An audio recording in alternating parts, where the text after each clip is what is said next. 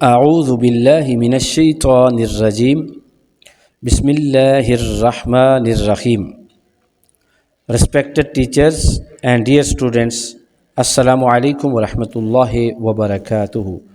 Welcome to online Dars Nizami, Maqamat Hariri, third Maqama ad-Dinariya, lesson number 13. I hope you will be fine. مجھے امید ہے کہ آپ بالکل ٹھیک ہوں گے اور زندگی کی خوبصورت راہوں پر آخرت کی تیاری میں مصروف عمل ہوں گے۔ عزیز طلباء و طالبات اور عظیم مدرسین و مدرسات، پچھلی کلاس میں ہم نے 2 اشعار پڑھے تھے۔ اب تک دینار کی مذمت میں کل 5 اشعار ترجمہ اور تشریح کے ساتھ گزر چکے ہیں۔ آج کی کلاس میں بھی 2 مزید اشعار شامل ہیں۔ ہماری کوشش ہوتی ہے کہ جہاں طلباء کو ہماری کاوش سے فائدہ پہنچے، وہاں مدرسین کو ایک بہترین پلیٹ فارم مہیا کیا جائے جہاں سے وہ کم محنت کے ساتھ زیادہ سے زیادہ فائدہ اٹھا کر اپنا فیض اپنے شاگردوں میں تقسیم کر سکیں۔ اللہ رب العزت کی بارگاہ میں دعا ہے کہ وہ ہم سب کو ان مخلص راہوں پر استقامت عطا فرمائے۔ اس سے پہلے کہ آج کا سبق شروع کریں، ایک گزارش کہ اگر آپ یوٹیوب میں سرچ کر رہے ہیں آن لائن درس نظامی اور آپ کو یہ چینل نہیں مل رہا تو پلیز وہاں پہ آپ لکھ سکتے ہیں @online درس نظامی 458، تو انشاءاللہ تعالیٰ پہلے نمبر پر آپ کو اپنا چینل مل جائے گا اور آپ اس سے فائدہ اٹھائیں۔ آئیے آج کا سبق شروع کرتے ہیں۔ علامہ حریری رحمۃ اللہ تعالیٰ علیہ فرماتے ہیں وَلَا اُسْتُعِیذَ، اور نہ ہی پناہ مانگی جاتی، من حسودن، ایسے حسد کرنے والے سے، یعنی ایسے حاسد سے، راشقن، جو گھور کر دیکھنے والا ہو، ولا، اور نہ ہی استعیذ، مجہول کا صیغہ ہے، پناہ مانگی جاتی، من حسودن، حاسد سے، راشقن، یہ راشق کا یرشق، یہ عزیز طلباء و طالبات باب ناصر ینصر سے آتا ہے۔ اس کا معنی ہوتا ہے گھور کر دیکھنا، تیر مارنا، اور بھی اس کے بہت سے معنی ہیں۔ یہاں پر اس کا معنی کیا لیا گیا ہے کہ گھور کر دیکھنے والا حاسد ہے۔ تو کہتے ہیں کہ اگر یہ دنیا میں دینار نہ ہوتا، درہم نہ ہوتا، مال و دولت نہ ہوتی تو حسد کرنے والا حسد نہ کرتا، اور جن کے ساتھ حاسد حسد کرتا ہے تو وہ لوگ حاسد سے پناہ نہ مانگتے۔ ویسے تو نبی پاک صلی اللہ علیہ وآلہ وسلم کی بہت ساری احادیث حسد کے عنوان پر ہیں جو کہ آپ نے سنی ہوں گی، سنائی ہوں گی، پڑھی ہوں گی، پڑھائی ہوں گی، لیکن یہ جان لیتے ہیں مختصراً کہ حسد کن لوگوں کو ہو جاتا ہے، یعنی حسد کی بیماری کن لوگوں کو اپنے حصار میں گھیر لیتی ہے۔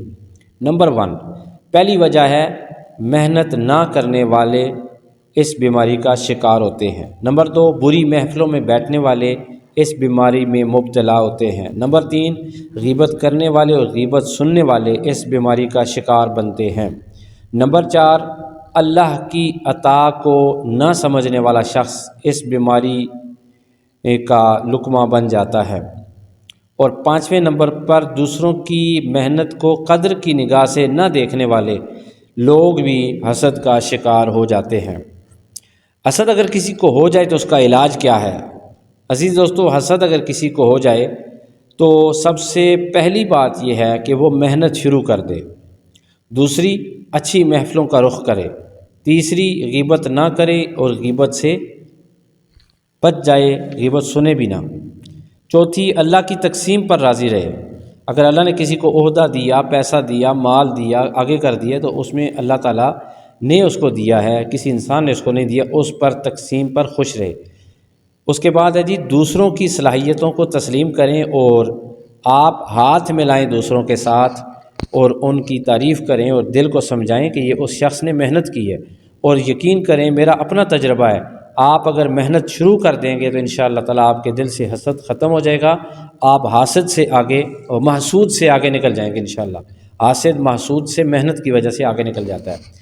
تو علامہ حریری فرماتے ہیں وَلَا اُسْتُعِیذَ مِنْ حُسُودٍ رَاشِقٍ، اور نہ پناہ مانگی جاتی ایسے حاسد سے جو گھور کر دیکھنے والا ہو۔ اگلا مصرع سنیں جی، وَالشَّرُّ، اور برائی، ما فیہ جو اس میں ہے، من الخلائق خصلتوں میں سے، سب خصلتوں میں سے۔ با محاورہ ترجمہ کیا ہوگا کہ اور جو بری خصلت یا بد خصلت اس میں ہے تمام خصلتوں میں سے۔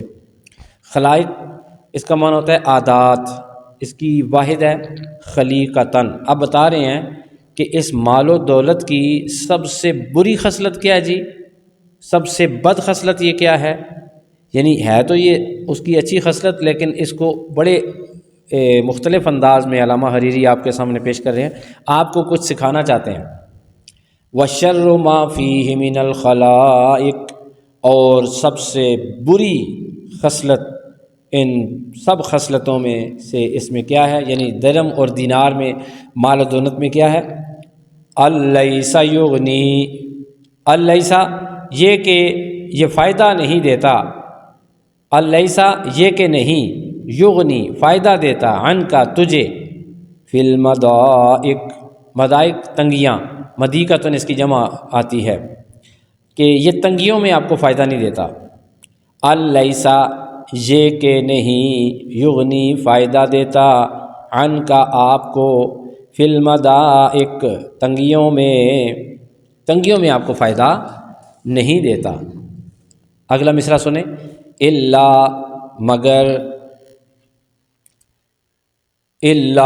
مگر اذا جب، فرا بھاگ جائے، فرار العابق عبد عابق کی طرح، جب بھاگ جائے بگوڑے غلام کی طرح۔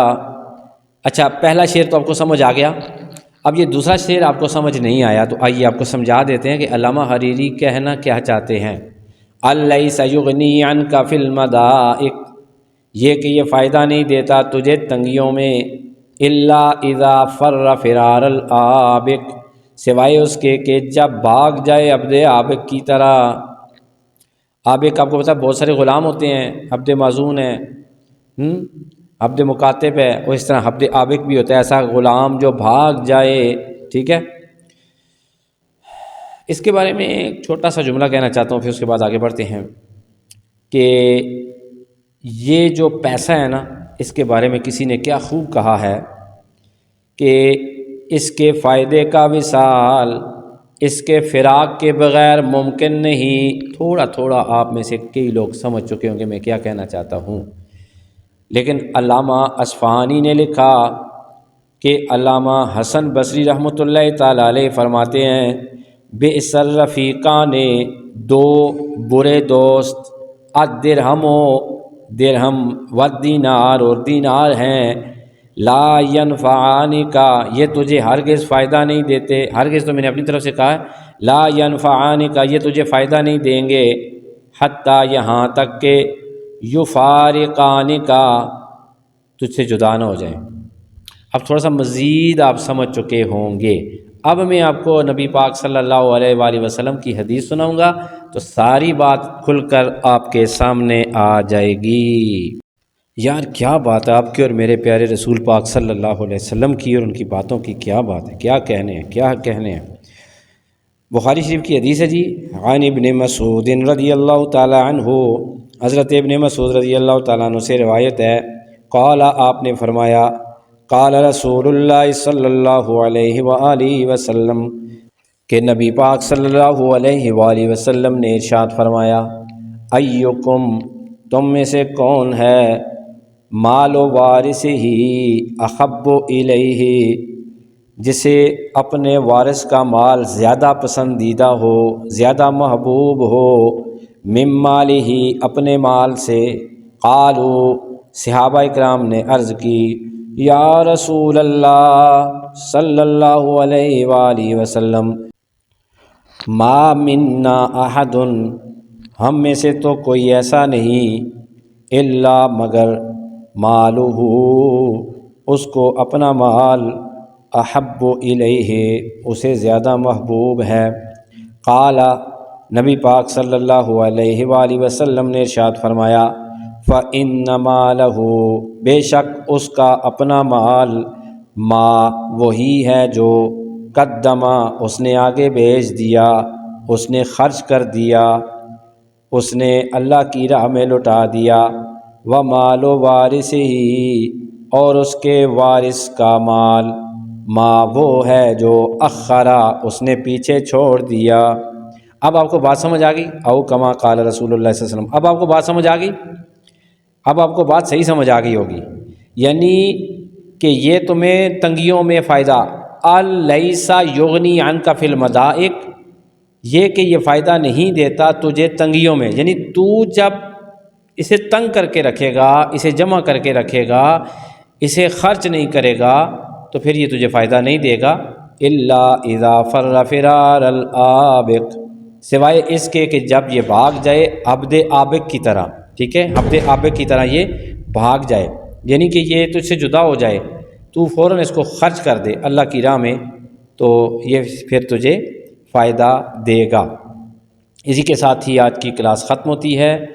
آج کا پہلا سوال یہ ہے کہ آپ نے کیا سیکھا آج کی کلاس سے؟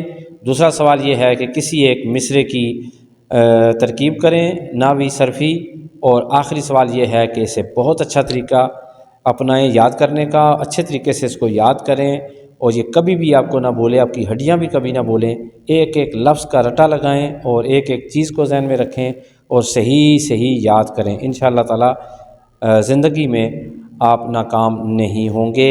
اپنے مدرس سید دلاور حسین شاہ کاظمی کو دیجیے اجازت۔ السلام علیکم ورحمۃ اللہ وبرکاتہ۔